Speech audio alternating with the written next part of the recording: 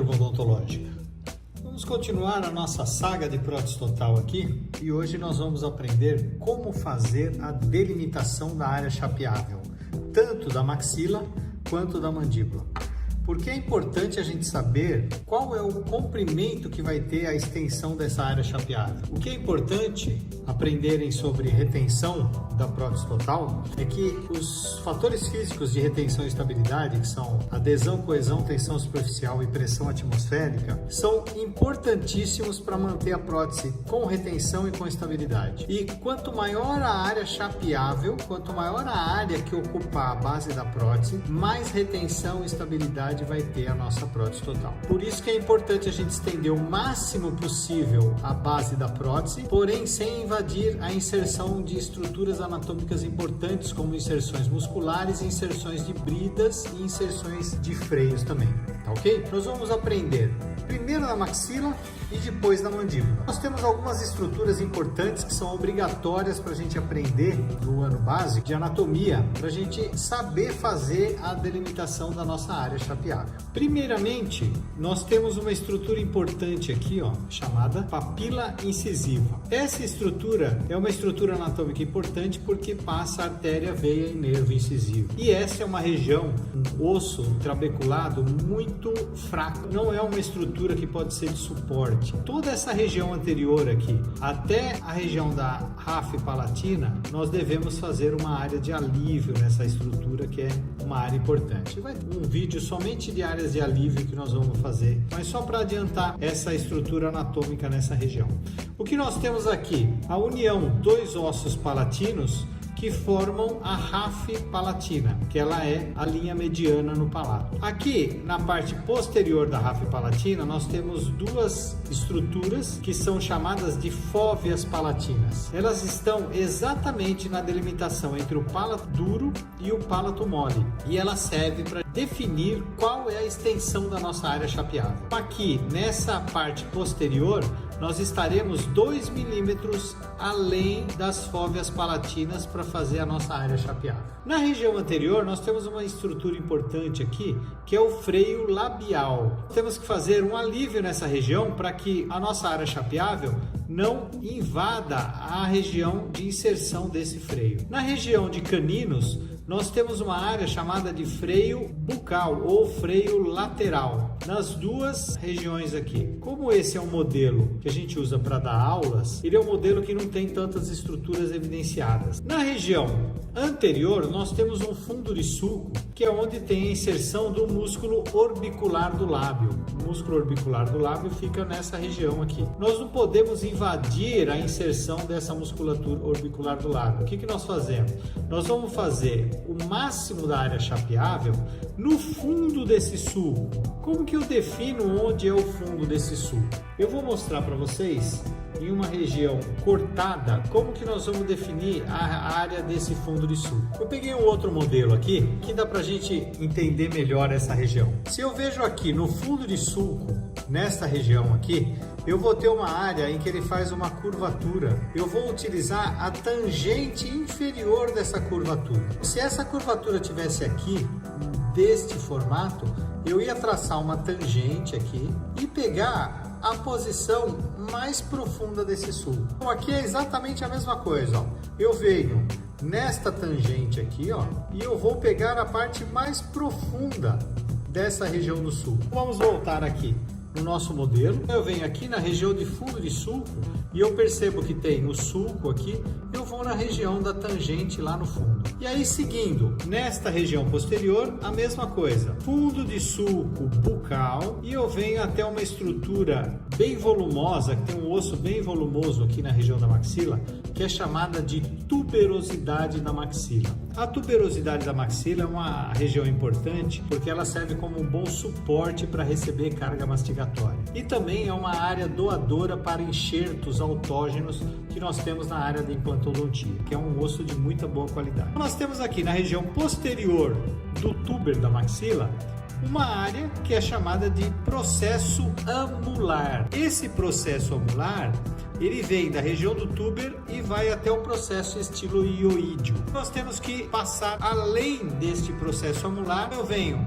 no fundo do sulco amular, processo amular, e venho na região interna, na região de osso palatino. Eu já tenho traçado aqui 2 milímetros além das fóveas palatinas e eu simplesmente uno de um lado ao outro. Novamente na região do sulco amular, região de sulco bucal, aqui o freio lateral, sulco labial e o freio central. Nós temos aqui freio labial, sulco labial e sulco labial. Freio lateral, sulco bucal e sulco bucal. Sulco amular, união de palato duro com palato mole. Essa é a nossa área chapeável. O que a gente deseja é que a prótese total superior se estenda até o limite dessa área. E é aqui que nós vamos trabalhar. É a partir deste desenho que nós iremos traçar nossa moldeira, confeccionar nossa moldeira e no novo modelo confeccionar nossa placa base.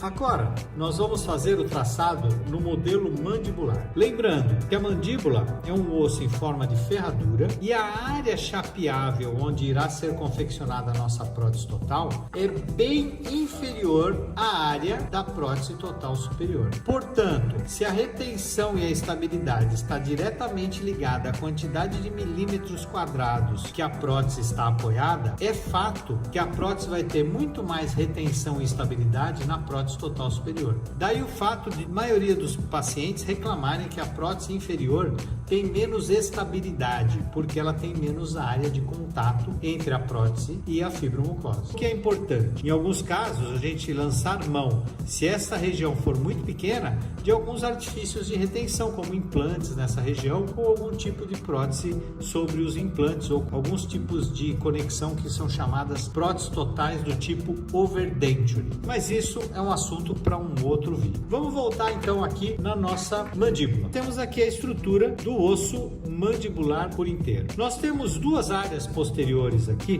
que eu vou traçar, e tem um formato triangular, ó. Ela fica atrás dos segundos molares em pacientes dentados. Essas duas estruturas são chamadas de trígono retromolar. Por que é importante a gente saber sobre o trígono retromolar? Porque ele é a inserção do feixe anterior do músculo temporal, que ele se insere no processo coronoide da mandíbula, e o tendão dele vem se inserir até essa região. Quando a inserção é muito baixa e a gente faz uma prótese muito alta, toda vez que tiver uma contração muscular no fechamento mandibular, esse tendão levanta a base da prótese. Por isso que é importante, depois que a prótese está pronta, a gente fazer ajustes. Quando a moldagem funcional é feita adequadamente, você já consegue detectar essa movimentação do tendão nessa região. Essas duas estruturas são chamadas trígono retromolar. Nessa região aqui, nós temos a linha oblíqua externa, que é próximo da inserção do músculo masseter. O músculo masseter tem uma inserção em toda essa região e, consequentemente, se você invadir a área dessa inserção, toda vez que o paciente fizer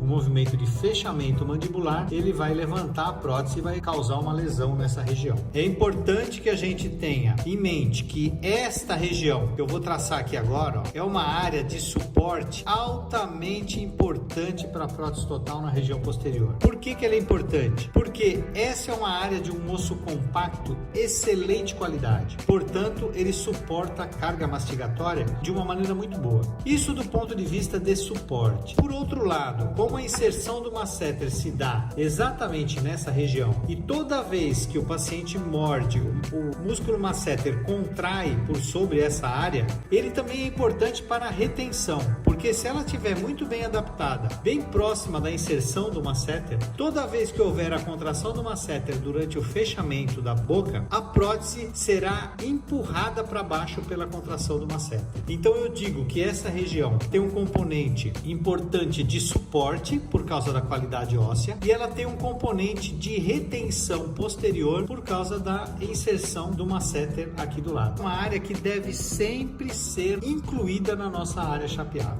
Na parte interna do trígono retromolar ou papila retromolar, nós temos uma linha oblíqua interna que é chamada de linha miloioidea. Por que miloioidea? Porque é a inserção do músculo miloioídeo.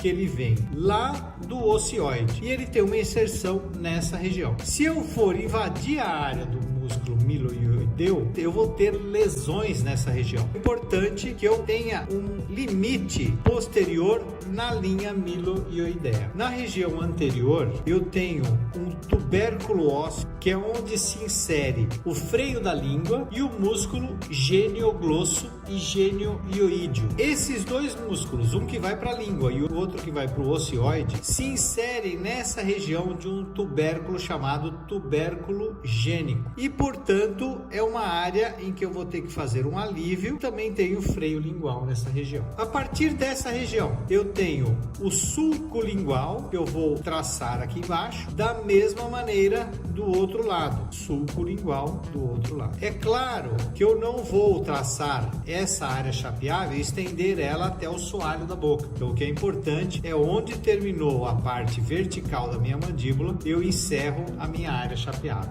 Na região vestibular, mais uma vez do outro lado, passou o trígono retromolar ou papila retromolar, linha oblíqua externa, fundo de sulco bucal. Em alguns casos eu tenho freio lateral aqui, eu faço um alívio do freio, não é o caso deste modelo. Aqui eu tenho o freio labial inferior, então eu devo fazer um alívio na minha área chapeável e fundo de sulco unindo dos dois lados. Tenho uma brida aqui, devo fazer um pequeno alívio e um outro alívio na região de freio lateral. Aqui está a área chapeável da mandíbula, tá? Ou seja, é a maior área que a minha prótese ocupe para que ela mantenha as condições de retenção e estabilidade ideais. Aqui estão o traçado chapeável na região de maxila e o traçado da área chapeável na região de mandíbula.